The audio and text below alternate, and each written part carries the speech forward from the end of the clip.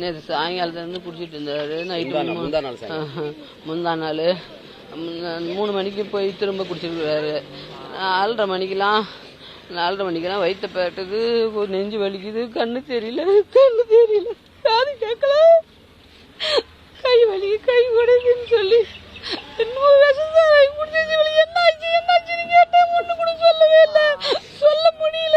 Hospital கூட்டு போனேன், அவர் இறந்துட்டாரு அப்படின்னு சொன்னாங்க. அதுதாங்க எனக்கு தெரியும். இந்த மாதிரி விஷம் சாராயம் குடும்பம் பாதிக்க கூடாதுங்க. என் குடும்பம் பாதிக்கப்பட்ட வேலை எங்க குடும்பம் மூட்டை தாங்க தூக்குறாரு.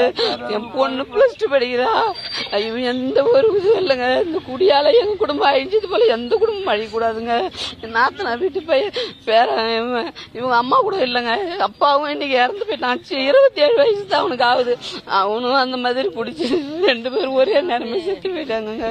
இது வந்து சார் ஃபர்ஸ்ட்ல சாராயம் வித்துட்டு, ஆனா இப்ப கொடுத்தது மெத்தனால்னு சொல்றாங்க, அது கெமிக்கல்னு சொல்றாங்க. இதனாலதான் நடந்தது.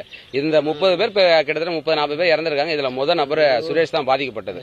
முதல்ல இவனை வச்சுதான் அப்புறம் தான் எல்லாத்துக்குமே தெரியுது என்னென்ன சிம்டம்ஸ் எப்படி இறக்குறாங்கன்றது. முதல்ல கண்ணு தெரியல, வயித்தால போகுது, வாந்தி வருது, ரத்தமா வாந்தி எடுக்குது, காது கேட்கல, இந்த மாதிரி சிம்டம்ஸ் வந்துருது. இவன் டெத்துக்கே எல்லாம் வந்ததுக்கு போனதுக்கு அப்புறமே நிறைய பேர் இறந்துருக்காங்க. ஆனா இப்ப எவ்வளவு நாளா இந்த மாதிரி இந்த மது விற்பனை நடக்குது? பக்கத்திலேயே போலீஸ் ஸ்டேஷனும் இருக்கு. ஏன் இது நடவடிக்கை எடுத்து தடுக்கிறதுக்கு நடவடிக்கை? இது நீங்க போலீஸ் கேட்க வேண்டிய கேள்விங்க சார். இரண்டு கேக்குறீங்களா? இல்ல, மக்கள், இந்த ஊர் மக்கள் வாங்கி மது அருந்துறாங்க இல்லீங்களா? இங்க இருந்து யாருமே காவல்துறைக்கு புகார் கொடுக்கலையா? இந்த மாதிரி இந்த இடத்துல சட்டவிரோதமா கள்ளச்சாராயம் விற்க சார். இது போலீஸ் மாவட்ட நிர்வாகம் சரியில்லைங்க சார். மாவட்ட நிர்வாகம் சரியில்லை, காவல்துறை சரியில்லை. இதுக்கு இவ்வளவு தூரம் நடந்திருக்கு. இது வரைக்கும் பாதிக்கப்பட்டவங்க நேரடியா எந்த உயரதிகாரியும் சந்திக்கலைங்க சார்.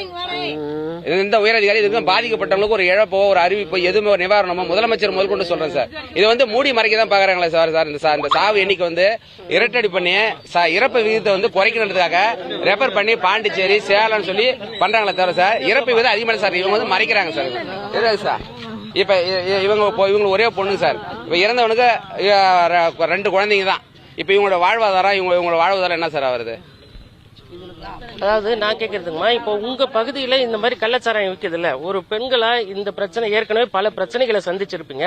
உங்க பகுதியில இருந்து காவல் நிலையத்துக்கு நீங்க புகார் கொடுத்திருக்கீங்களா இல்லையா? ஏன்னா ரொம்ப நாளா இது நடந்துட்டு இருந்தாதான் இந்த சம்பவம் தொடர்ச்சியா அவர்கிட்டயே போய் வாங்கி குடிக்கணுங்கிற ஒரு எண்ணம் வரும். இதை பத்தி நீங்க எந்த புகாரும் கொடுக்கலையா நீங்க? இல்லைங்க சார், கம்ப்ளைண்ட் கொடுத்தாலும் காசு கட்டிடுறாங்க சார். போலீஸு காசு கட்டிடுறாங்க, லஞ்சம் கட்டிடுறாங்க. அவங்க எடுக்க மாட்டேங்கிறாங்க. இது நடந்துகிட்டே தான் 20 வருஷமா நடந்துகிட்டு தான் சாராயம் வித்துக்கிட்டே தான்.